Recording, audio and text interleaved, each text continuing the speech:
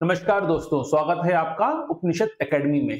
दोस्तों, आज हम चर्चा करेंगे हमारे लेक्चर नंबर 848 में, जो हम डेली सॉल्व करते हैं। एमसीक्यू क्वेश्चन सॉल्व कराए जाते हैं आपको समाजशास्त्र के अंतर्गत, जो आपके एग्जाम यूजीसी नेट के एग्जाम के संदर्भ में, UP PGT, Bihar PGT, Rajasthan REET, Madhya Pradesh TET PGT, Jharkhand PGT, UP GIC, ठीक है, असिस्टेंट प्रोफेसर और जो भी स्टेट लेवल पर होने वाले सेट के एग्जाम होते हैं उसमें आपके लिए काम आती है।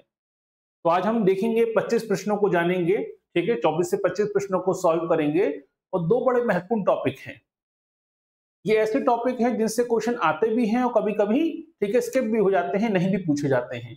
लेकिन फिर भी अगर आपने 25 क्वेश्चन सॉल्व किए हुए हैं डीपी मुखर्जी पर और डेविड हार्डीमैन पर, तो कहीं ना कहीं आपकी संभावनाएं होती हैं कि वो प्रश्न जो पूछे जाएंगे उसके गलत होने की संभावनाएं कम हो जाएंगी, अगर आपने थोड़ा सा पढ़ा हुआ है, बेसिक कवर किया हुआ है तो। ठीक है, तो चलिए शुरुआत करते हैं आज का लेक्चर। तो आज हम डीपी मुखर्जी और डेविड हार्डीमैन से संबंधित प्रश्नों को जानने का, समझने की कोशिश करेंगे। कोई भी डाउट हो, कोई भी क्वेश्चन हो तो आप कमेंट बॉक्स में मैसेज कर सकते हैं। ठीक है, अगर आप जुड़ना चाहें हमसे तो कमेंट, आपके डिस्क्रिप्शन में लिंक है एप्लीकेशन का भी, टेलीग्राम के चैनल का भी और हमारे व्हाट्सएप ग्रुप का भी। आप किसी भी माध्यम से हमसे जुड़ सकते हैं। तो ये जो क्वेश्चन आपको सॉल्व कराए जाएंगे, इसका पीडीएफ फॉर्म टेलीग्राम पर अपलोड कर दिया जाएगा, तो वहां से आप प्रिंट आउट भी निकाल सकते हैं। टॉपिक वाइज टॉपिक्स अपने क्वेश्चन इकट्ठे करते जाइए, ठीक है, सॉल्व करते जाइए। हाँ, क्वेश्चन मिलेंगे, आंसर नहीं मिलेगा। आंसर के लिए आपको वीडियो देखना होगा। चलिए, तो शुरुआत करते हैं आज का लेक्चर। और आज का लेक्चर है हमारा डीपी मुखर्जी और डेविड हार्डीमैन पर, लेक्चर नंबर 48 है। ठीक है, चलिए, तो पहला प्रश्न आपके सामने आ रहा है। पहला प्रश्न है, डीपी मुखर्जी भारतीय समाज में किस प्रकार की आधुनिकता के पक्षधर थे? या मॉडर्निटी से प्रश्न पूछा गया है, याद रखिए। तो किस प्रकार की आधुनिकता के पक्षधर थे डीपी मुखर्जी? तत्कालिक आधुनिकीकरण के, पूर्ण पश्चातकरण के, संगठनात्मक आधुनिकता के, या परिवर्तन के विरोधी थे? यहां से ये प्रश्न पूछा जाता है कि भाई डीपी मुखर्जी का आधुनिकता को लेकर दृष्टिकोण क्या रहा। जैसे आपने देखा होगा, हैबरमॉस ने कहा था कि आधुनिकता एक अधूरा प्रोजेक्ट है। ठीक है, तो अलग अलग लोगों ने आधुनिकता को आलोचना भी करी है, बहुत से लोगों ने इसका समर्थन भी किया है और बहुत से लोगों ने इसे उद्विकासी प्रक्रिया का हिस्सा भी माना है कि आधुनिकता तो आएगी ही आएगी, समय हमेशा बदलता है, परिवर्तन तो होता है। तो डीपी मुखर्जी का कॉन्सेप्ट क्या है, वो किस रूप में देखते हैं आधुनिकता को, यह प्रश्न पूछा गया है। तो देखिए, पहली बात तो तत्कालिक आधुनिकीकरण की बात नहीं करते हैं। आपने आपने डीपी मुखर्जी का एक बड़ा महत्वपूर्ण विचार है, synthesis of modernity, tradition and modernity. Synthesis of tradition and modernity, जिसे हिंदी में कहा जाता है संगठनात्मक आधुनिकता। यानी भारतीय समाज में, भारत में लोगों ने, ठीक है, synthesis of tradition and modernity को अपनाया है। यानी परंपराओं का पालन करते हुए आधुनिकता को स्वीकार किया है। यानी डीपी मुखर्जी के अनुसार भारत किस प्रकार की आधुनिकता के वो पक्षधर रहे हैं? Synthesis of tradition and modernity के समर्थक रहे हैं। यानी आधुनिकीकरण को अपनाओ, आधुनिक विचारों को भी अपनाओ, लेकिन अपनी परंपराओं को भी बनाए रखने की कोशिश करो। तो परंपराओं का पालन करते हुए आधुनिकता को अपनाना ही संगठनात्मक आधुनिकता कहलाता है, synthesis of tradition and modernity कहलाता है। और डीपी मुखर्जी इसी विचार के समर्थक हैं। ठीक है, अगला क्वेश्चन है हमारा, किस ग्रंथ में डीपी मुखर्जी ने यूनिटी इन डाइवर्सिटी, विविधता में एकता की संकल्पना को विस्तार दिया? तो कौन सी किताब ऐसी है, जो चारों किताबें, ठीक है, डीपी मुखर्जी की हैं? तो एक क्वेश्चन तो आपको यहीं से बन गया कि इनमें से कौन सी रचना डीपी मुखर्जी की है। तो आपको कम से कम 4 किताबें तो मालूम होनी चाहिए डीपी मुखर्जी पर, जैसे modern Indian culture, Tagore a study, view and counter view, problem of Indian youth. इन 4 किताबों में से कौन सी किताब ऐसी है, रचना है, जिसमें इन्होंने आपकी यूनिटी इन डाइवर्सिटी के बारे में विस्तार से चर्चा की है? तो आपको एक क्वेश्चन के अंतर्गत 4 दूसरी जानकारी भी मिल गई कि डीपी मुखर्जी की किताबों के बारे में भी आपको मालूम पड़ गया। तो कम से कम नोट्स बनाते समय अगर आपने डीपी मुखर्जी नहीं पढ़ा है तो 10, 15, 20 क्वेश्चन सॉल्व करते समय डीपी मुखर्जी से बेसिक क्वेश्चन अगर आ जाएंगे तो गलत नहीं होने चाहिए। एक तो आपने संघात्मक आधुनिकता वाला क्वेश्चन सॉल्व कर ही लिया होगा, समझ में आ गया होगा। दूसरा, आपको ये भी क्लियर हो गया कि डीपी मुखर्जी ने कौन सा विचार प्रकट किया है। और तीसरा, 4 किताबें कौन सी है डीपी मुखर्जी की। अब बात आती है यूनिटी इन डाइवर्सिटी का जो मेंशन किया है, वो इन्होंने मॉडर्न इंडियन कल्चर में मेंशन किया है। तो याद रखिए यूनिटी इन डाइवर्सिटी का जो विचार है वो डीपी मुखर्जी की जो महत्वपूर्ण किताब है मॉडर्न इंडियन कल्चर, इसमें उल्लेखित है।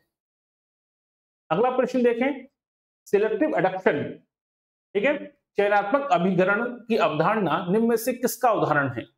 अब पहला क्वेश्चन देखिए, एक और महत्वपूर्ण प्रश्न बनता है कभी कभी पीजीटी के एग्जाम में कि भाई चयनात्मक अभिग्रहण क्या होता है। तो चयनात्मक अभिग्रहण होता क्या है, सिलेक्टिव अडॉप्शन क्या होता है? एक चीज होती है अडॉप्ट करना, एक होती है सिलेक्टिव अडॉप्ट करना, जो हमें चाहिए, जो हमारे काम की है, जो हमारी लाभदायक है, उसको ग्रहण करना। तो डीपी मुखर्जी यही कहते हैं कि भारत में लोगों ने आधुनिकता को या पश्चिमी विचारों में केवल उन्हीं बातों को ग्रहण किया है जो कहीं ना कहीं उनके लिए लाभदायक है। यानी भारतीय अपनी परंपराओं को बनाए रखते हुए भी आधुनिकता को ग्रहण करते हैं, और ग्रहण करने के दौरान हमेशा वो क्या करते हैं, सिलेक्टिव अडॉप्शन करते हैं, चयनात्मक अभिग्रहण करते हैं। इसका मतलब भारतीय समाज में केवल हिंदी का प्रयोग, पश्चात मूल्यों का बिल्कुल अस्वीकार करना, इसकी बात नहीं करते। अंग्रेजी भाषा का प्रचलन किंतु स्थानीय भाषाओं का बना रहना और पूरी तरह से धर्म का त्यागना। तो सिलेक्टिव अडॉप्शन का सबसे अच्छा उदाहरण कौन सा है? सबसे अच्छा उदाहरण है कि हमने अंग्रेजी को भी एक्सेप्ट किया है और अपनी स्थानीय भाषाओं को भी बनाए रखा है। ये क्या हो गया, सिलेक्टिव अडॉप्शन हो गया। ये नहीं कि अपनी स्थानीय भाषाओं की आलोचना करी, उसको त्याग कर दिया, अंग्रेजी को हमने आत्मसात कर लिया, ऐसा नहीं किया, हमने सिलेक्टिव अडॉप्शन अपनाया है। ठीक है, ये विचार किसका है? डीपी मुखर्जी का है। ठीक है, क्लियर है था क्वेश्चन? कोई भी डाउट हो, क्वेश्चन हो, पूछ सकते हैं। अगला क्वेश्चन देखिए, डीपी मुखर्जी के द्वारा प्रत्यक्षवाद की आलोचना मुख्य आधार क्या है? क्योंकि डीपी मुखर्जी पश्चिमी जो विचार है अगस्त काम्ट का, प्रत्यक्षवाद की अवधारणा, उसको स्वीकार नहीं करते, उसके आलोचक रहे हैं, ये तो आपको क्लियर होगा। तो प्रत्यक्षवाद की आलोचना क्यों करते हैं, किस आधार पर करते हैं? क्योंकि वे जटिल अवधारणा है, क्योंकि वे मानवता विरोधी और अति वैज्ञानिक है, क्योंकि वे बहुत सरल है, क्यों ये भारतीय समाज के लिए उपयुक्त है? किस आधार पर? अगर उपयुक्त होती तो क्या आलोचना करते? नहीं करते।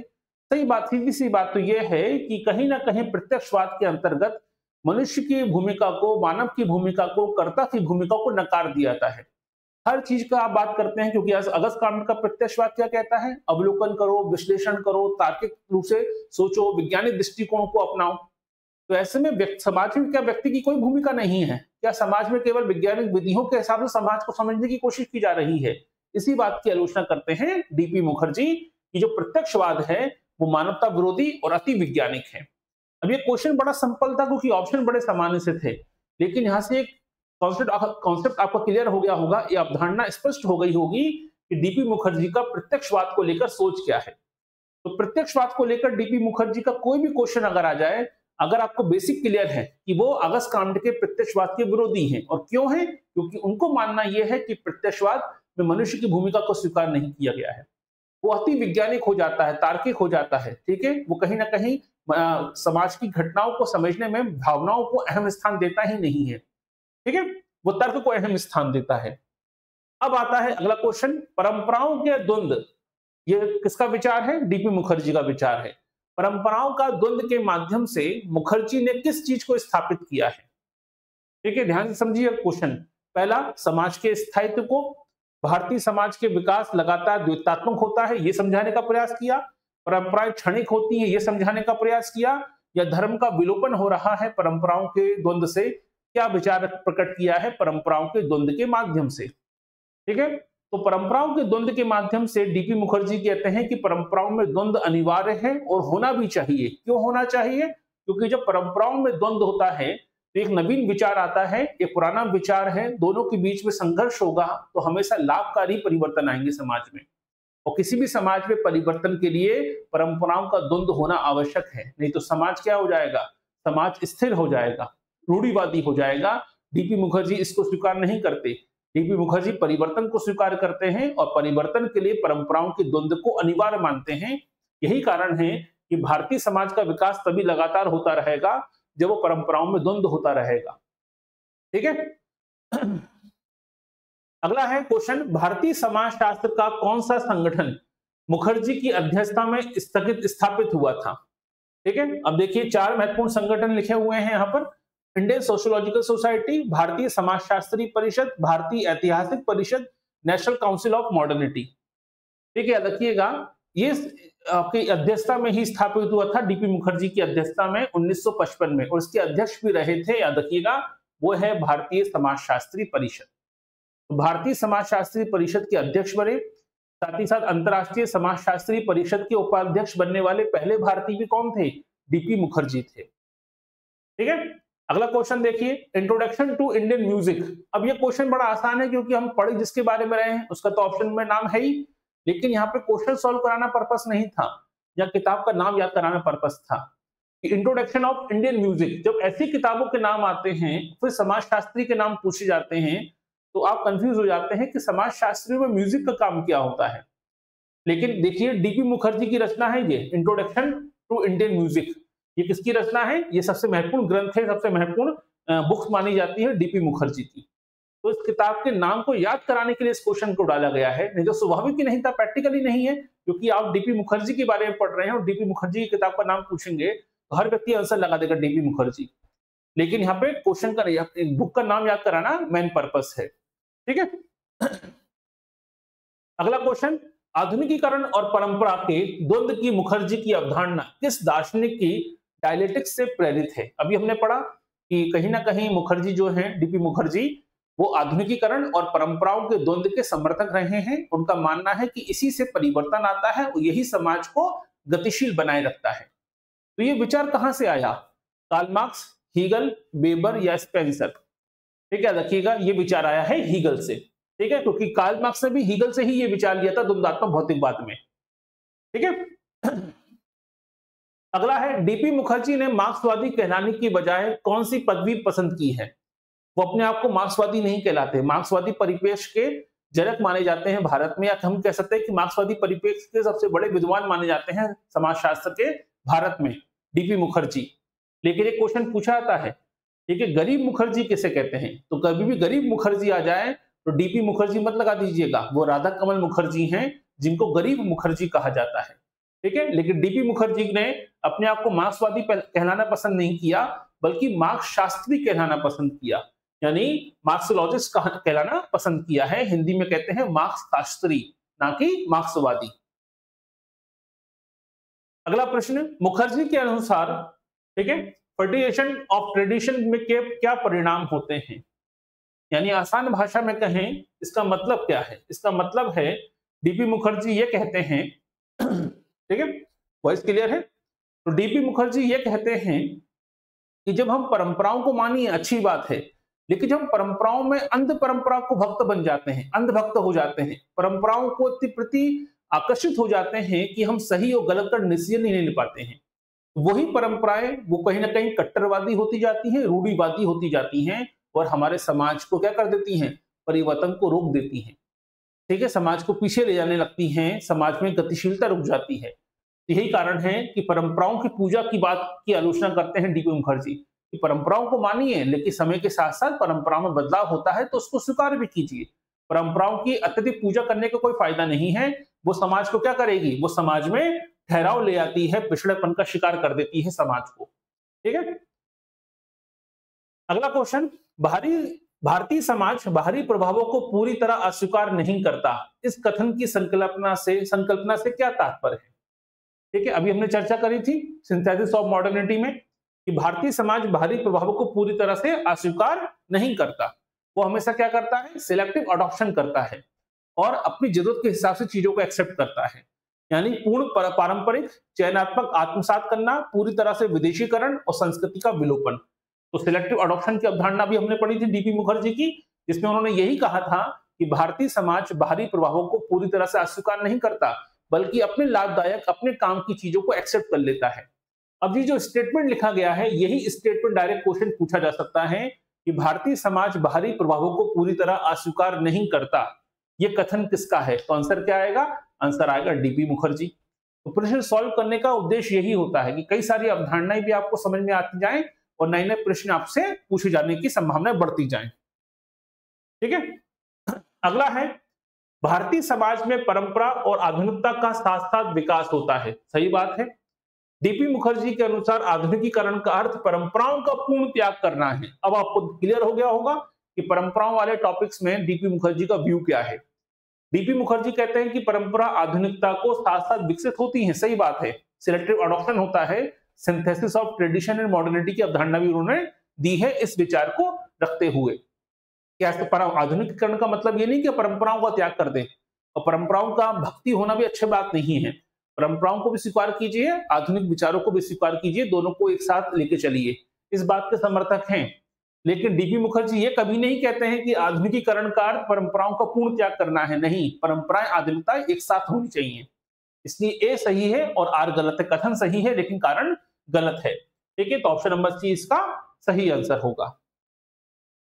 अगला क्वेश्चन देखिए, डीपी मुखर्जी ने सांस्कृतिक आत्मा की अवधारणा दी। अब देखिए एक और महत्वपूर्ण क्वेश्चन बन गया, ठीक है, सांस्कृतिक आत्मा की अवधारणा, इसे कहते हैं कल्चरल इथॉस।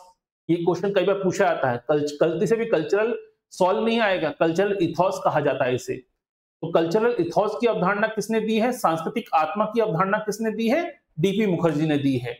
और डीपी मुखर्जी क्या कहना चाहते हैं इसको समझिए, कारण क्या है, उनके अनुसार समाज की पहचान उसकी परंपराओं और सांस्कृतिक मूल्यों से निर्मित होती है।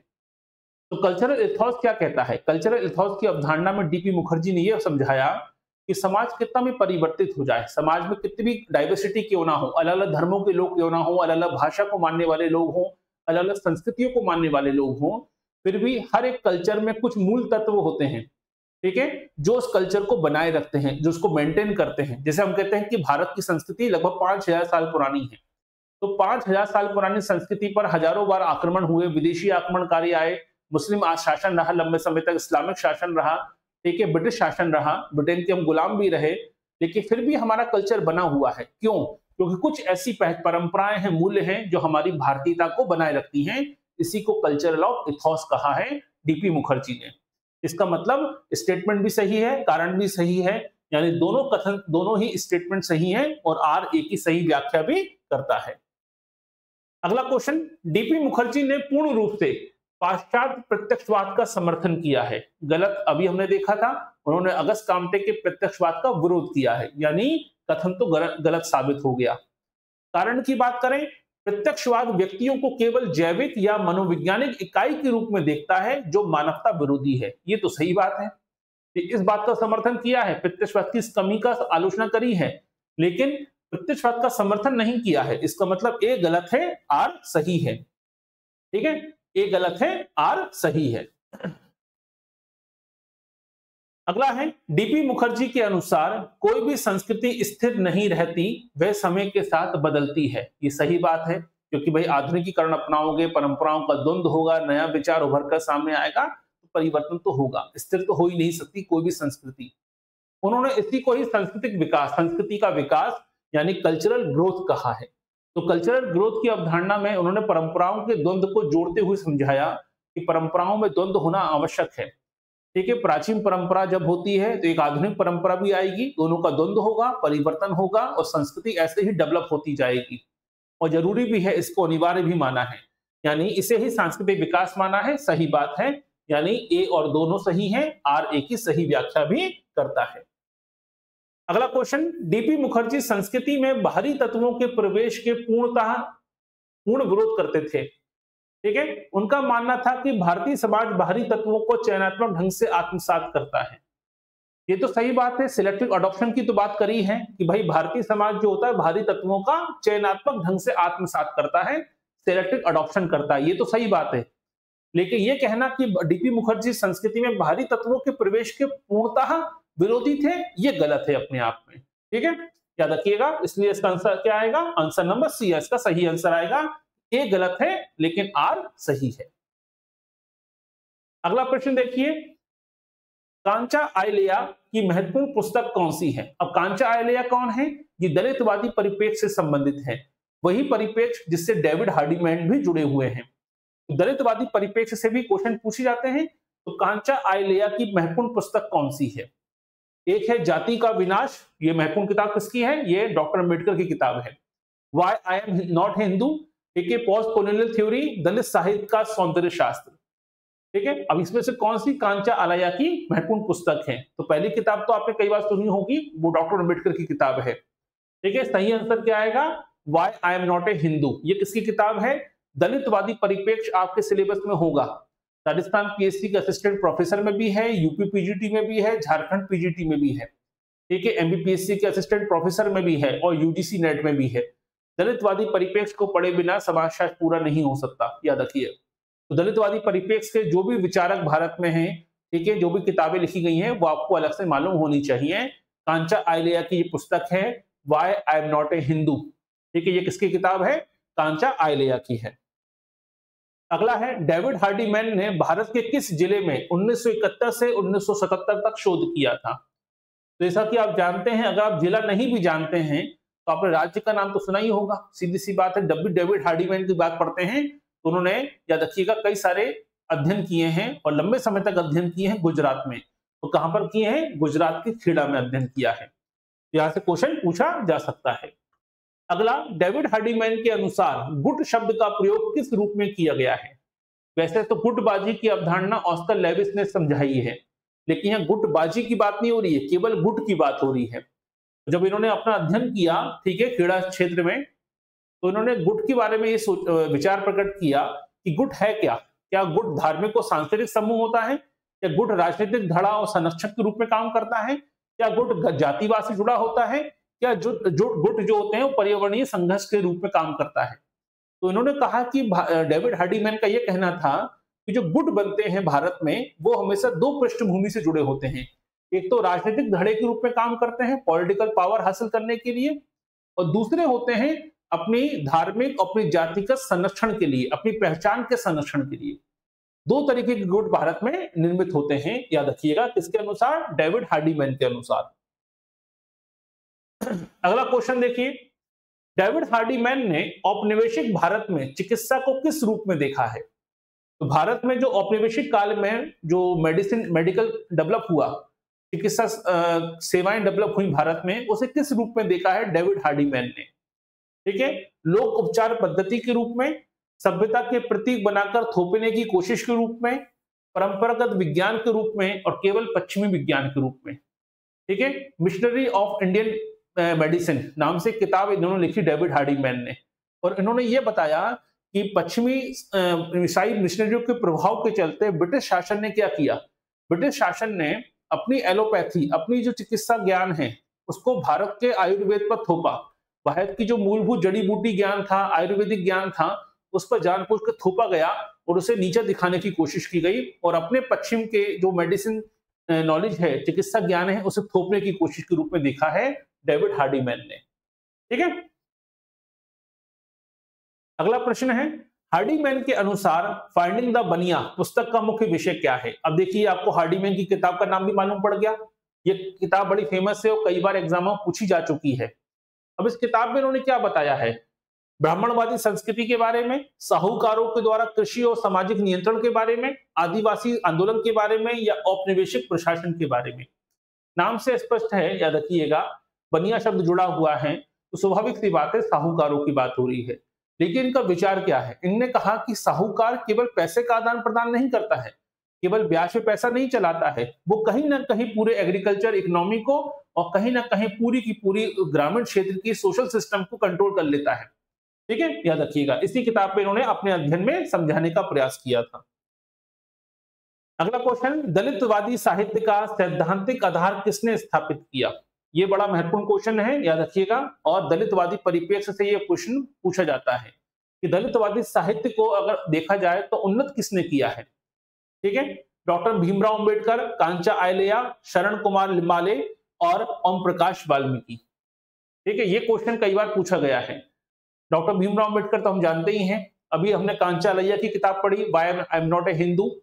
ओम प्रकाश वाल्मीकि की बड़ी फेमस किताब है, नहीं पढ़ी हो तो पढ़ लीजिएगा, बड़ी महत्वपूर्ण रचना है, झूठन, उसको जरूर पढ़ के देखिएगा, ओम प्रकाश वाल्मीकि की रचना है। लेकिन दलितवादी साहित्य में जो सैद्धांतिक आधार प्रदान किया है वो प्रदान किया है शरण कुमार लिम्बाले ने। ठीक है, अगला है, दलितवादी परिप्रेक्ष्य मुख्यतः जाति, वर्ग और लिंग के आधार पर उत्पीड़न को पहचानता है। ठीक है, सही बात है, कोई दिक्कत नहीं। यह परिप्रेक्ष्य केवल आर्थिक वर्ग संघर्षों को केंद्र में रखता है? नहीं, आर्थिक वर्ग संघर्षों में मार्क्सवादी सोच आती है। मार्क्सवाद में केवल श्रमिकों और कृषक श्रमिकों की बात होती है, लेकिन दलितवादी परिप्रेक्ष्य में जातिगत आधार पर, लैंगिक आधार पर, वर्ग के आधार पर, सभी आधारों पर जो हाशिए पर वर्ग रहा है उसके कल्याण की बात होती है। इसका मतलब दलितवादी परिपेक्ष केवल आर्थिक वर्ग संघर्ष से जुड़ा हुआ नहीं है, वो जातिगत, सामाजिक, आर्थिक, राजनीतिक हर प्रकार के संघर्ष से जुड़ा हुआ है। इसलिए ये सही नहीं है, आर सही नहीं है, यानी ए सही है, आर गलत है। ठीक है, अगला क्वेश्चन देखिए। डेविड हार्डीमैन ने भारतीय इतिहास को केवल अभिजात वर्ग के दृष्टिकोण से लिखा बताया है। ये तो सही बात है, क्योंकि डेविड हार्डीमैन जुड़े हुए हैं सबाल्टर्न वर्ग से, और सबाल्टर्न वर्ग क्या होता है? ठीक है, सबाल्टर्न वर्ग ये कहता है, या सबाल्टर्न क्लासेस ये की अवधारणा ये कहती है कि जो भी इतिहास लिखा गया, जो भी आंदोलन, बड़े से बड़े आंदोलन हुए, इसमें हमेशा राजा महाराजाओं, योद्धाओं की बात हुई। जो आंदोलन में तो आम लोग भी शामिल थे, कृषक भी शामिल थे, महिलाएं भी शामिल थे, दलित भी शामिल थे। इनको कभी इतिहास में जगह मिल ही नहीं पाई। इसलिए ये कहना कि इतिहास अभिजात वर्ग के दृष्टिकोण से लिखा गया है, सही बात है। डेविड हार्डीमैन इसका समर्थन करते हैं, और डेविड हार्डीमैन कहते हैं कि निचले वर्गों के प्रतिरोध को भी ऐतिहासिक विमर्श में शामिल किया जाना चाहिए। यानी दोनों सही बात हैं, यानी कथन सही है और कारण भी इसकी व्याख्या करता है कि आपने जो इतिहास लिखा वो केवल अभिजात वर्ग के दृष्टिकोण से लिखा, बल्कि उसे ऐतिहासिक विमर्श में दलित वर्ग के परिप्रेक्ष्य को या निचले वर्गों के दृष्टिकोण को भी शामिल किया जाना चाहिए। यानी ऑप्शन नंबर ए इसमें सही है। ठीक है, अगला प्रश्न है, डेविड हार्डीमैन के अनुसार गुटबंदी भारतीय राजनीति की स्थायी बुराई है। सही बात है, उन्होंने गुटों को औपनिवेशी और नव उपनिवेशी शासन की देन माना है। ठीक है, तो डेविड हार्डीमैन का कहना है, जब हम बात करते हैं ब्रिटिश शासन की, औपनिवेशिक शासन की, तो उनकी एक नीति थी, फूट डालो शासन करो। ये नीति केवल धार्मिक स्तर पर काम नहीं करती है, ये तो मालूम है हिंदू मुस्लिम में फूट डाली गई, बल्कि ये ग्रामीण क्षेत्रों में फूट डाल दी गई। यानी ग्रामीण क्षेत्रों में जब धर्म के आधार पर समाज बटा हुआ नहीं था, जाति के आधार पर बटा हुआ था, वर्ग के आधार पर बटा हुआ था, वहां पर भी गुटबाजी स्थापित करके, ठीक है, कहीं ना कहीं पूरी राजनीतिक षड्यंत्र को चलाया गया, राजनीतिक बुराई के रूप में स्थापित कर दिया गया। यानी ग्रामीण क्षेत्र तक को भी आपस में एक प्रकार से बढ़ा दिया गया ब्रिटिश शासन ने। तो ब्रिटिश शासन की जो गुटबंदी, जो भारत में गुटबाजी होती है, वो राजनीतिक बुराई तो है, लेकिन ये बुराई पैदा किसने करी है? डेविड हार्डीमैन कहते हैं कि उपनिवेशिक शासन के दौरान इसे पैदा किया गया, फूट डालो शासन करो की नीति तक। यानी केवल राष्ट्रीय स्तर पर नहीं, क्षेत्रीय स्तर पर नहीं, ग्रामीण स्तर पर भी भारत को आपस में बढ़ाने की कोशिश करी है ब्रिटिश शासन के दौरान। ठीक है, इसलिए ऑप्शन नंबर क्या है? ए इसका सही आंसर है। तो ये थे आज के हमारे क्वेश्चन, जो हमने डीपी मुखर्जी और डेविड हार्डीमैन और दलितवादी परिप्रेक्ष्य से जुड़े प्रश्नों से संबंधित प्रश्न जो आ चुके हैं एग्जामों में अलग अलग, उनसे किए हैं। कुछ प्रश्न ऐसे हैं जो हमने अलग से बना दिए, ताकि इस टॉपिक से क्वेश्चन कम बनते हैं, लेकिन बनते जरूर हैं। अब आपके झारखंड पीजीटी में डीपी मुखर्जी भी शामिल है, डेविड हार्डीमैन भी शामिल है। एमपीपीएससी के सिलेबस में दलितवादी परिप्रेक्ष्य शामिल किया गया है। राजस्थान पीएससी के सिलेबस में भी आपके देखिएगा दलितवादी परिप्रेक्ष्य को शामिल किया गया है। इसलिए इस टॉपिक को छोड़ना नहीं है। बहुत से लोग कभी कभी परिप्रेक्ष्य को समझ नहीं पाते। जैसे राजस्थान पीएचडी के सिलेबस में लिखा गया है भारतीय विद्याशास्त्र परिप्रेक्ष्य, तो बहुत से लोग परिप्रेक्ष्य पढ़ के जा रहे हैं, जबकि परिप्रेक्ष्य के अंदर आपको लुइस ड्यूमो भी पढ़ना है, इरावती कर्वे भी पढ़नी है, और आपके जीएस घुरिये भी पढ़ना है। भले ही वो आपके थिंकर वाले पोर्शन में नहीं शामिल किया गया, लेकिन परिप्रेक्ष्य में तो शामिल कर ही दिया गया है ना। अगर कहीं पे लिखा गया है प्रकारवाद, तो प्रकारवाद अगर सिलेबस में है, इसका मतलब आपको टॉलकट पार्सन पढ़ना है, रेडक्लिफ ब्राउन पढ़ना है, मेलिनोवस्की पढ़ना है, क्योंकि और मर्टन पढ़ना है। इनके पढ़े बिना प्रकारवाद हो ही नहीं सकता। तो केवल प्रकारवाद लिखा है तो केवल प्रकारवाद पढ़ के मत चले जाइए, उसके साथ साथ उसके जुड़े हुए विद्वानों को भी, विचारकों को भी, सिद्धांतकारों को भी आपको पढ़ना होगा। ठीक है, इसके अलावा एक महत्वपूर्ण सूचना थी, ठीक है, आपका रक्षाबंधन का ऑफर शुरू किया है, जो 10 तारीख की रात को 12 बजे तक लागू रहेगा। अगर आप जुड़ना चाहें हमारे किसी भी कोर्स से, अलग अलग कोर्स चल रहे हैं हमारे, यूजीसी नेट दिसंबर में जो एग्जाम होना है उसके लिए, साथ ही साथ राजस्थान असिस्टेंट प्रोफेसर के लिए हमारा बैच चलता है, यूपी पीजीटी के लिए बैच चलता है, बिहार पीजीटी के लिए बैच चलता है, झारखंड पीजीटी का बैच अभी जुलाई में शुरू किया है 1 जुलाई को। ठीक है, तो उसके सबके बैच हमारे चल रहे हैं। 15 अगस्त से एक नया बैच शुरू होगा छत्तीसगढ़ पीएससी के लिए, छत्तीसगढ़ पीएससी के असिस्टेंट प्रोफेसर के लिए। ठीक है, और साथ ही साथ आपका 1 सितंबर से बैच शुरू होगा एमपीपीएससी के असिस्टेंट प्रोफेसर के लिए, क्योंकि उसकी वैकेंसी आने वाली है, मार्च में उसका एग्जाम है, ये कंफर्म है। तो अगर आप किसी भी पेपर से जुड़ना चाहते हैं, किसी भी कोर्स से जुड़ना चाहते हैं, तो ये है कूपन कोड, इसका इस्तेमाल वहां पे आप एप्लीकेशन पे जाएंगे, डाउनलोड कर लीजिएगा, डिस्क्रिप्शन में लिंक दिया गया है। तो आप केवल कूपन कोड पे जाते हैं, तो कोई भी कोर्स अगर आप ज्वाइन करते हैं तो 30% आपका डिस्काउंट रहेगा, लेकिन केवल 10 जुलाई तक। 10 जुलाई के बाद बाकी फिर से ये डिस्काउंट खत्म हो जाएगा और फीस वापस फिर से बढ़ जाएगी। तो अगर आप जुड़ना चाहते हैं तो आप जुड़ सकते हैं हमारे कोर्स के माध्यम से। उम्मीद है यह टॉपिक आपको पसंद आया होगा। अगला लेक्चर हमारा होगा एमसीक्यू लेक्चर 49। ये होगा हमारा सामाजिक परिवर्तन से। बहुत से लोगों ने व्हाट्सएप पे मैसेज किया था कि सामाजिक परिवर्तन वाले टॉपिक से क्वेश्चन करा दीजिए। तो सामाजिक परिवर्तन वाले टॉपिक से ठीक है 25 प्रश्न सॉल्व कराए जाएंगे अगले लेक्चर में। तो लेक्चर नंबर हमारा एमसीक्यू लेक्चर नंबर सीरीज का 49 नंबर लेक्चर होगा, जिसमें सामाजिक परिवर्तन से जुड़े 25 से 30 प्रश्न सॉल्व कराने का प्रयास आपको किया जाएगा। और वो क्वेश्चन काफी ऑथेंटिक होंगे, अलग अलग परीक्षाओं में पूछे जा चुके हैं, और कुछ क्वेश्चन अपनी तरफ से हम उसमें जोड़ेंगे। ठीक है, तो मुलाकात होगी आपसे अगले लेक्चर में, लेक्चर नंबर 49 में सामाजिक परिवर्तन से जुड़े 25 से 30 प्रश्नों को सॉल्व कराया जाएगा। तो ये था आज का हमारा लेक्चर। ठीक है, चैनल को लाइक, सब्सक्राइब और शेयर जरूर कीजिएगा। ठीक है, उसकी अगर आप पीडीएफ चाहते हैं, जो आपको भी क्वेश्चन सॉल्व कराए गए हैं लुइस ड्यूमा, माफ कीजिएगा, डेविड हार्डीमैन और डीपी मुखर्जी से संबंधित, तो ये पीडीएफ आपको मिलेगी टेलीग्राम पर। ठीक है, टेलीग्राम से जुड़ जाइएगा, पीडीएफ निकाल लीजिएगा print out, topic wise topic अपनी तैयारी जारी रखिए। एग्जाम आपका यूपी पीजीटी का भी डेट आ चुकी है, यूपी पीजीटी का हमारा कोर्स पूरा हो चुका है। अगर आप ज्वाइन करना चाहें तो ज्वाइन कर सकते हैं। पूरे लेक्चर, पूरे PDF notes, topic by topic और अकॉर्डिंग टू सिलेबस आपको पूरा मटेरियल आपको उपलब्ध कराया जाएगा। ठीक है, चलिए तो मुलाकात होगी अगले लेक्चर में, बने रहिए हमारे साथ। बहुत बहुत धन्यवाद।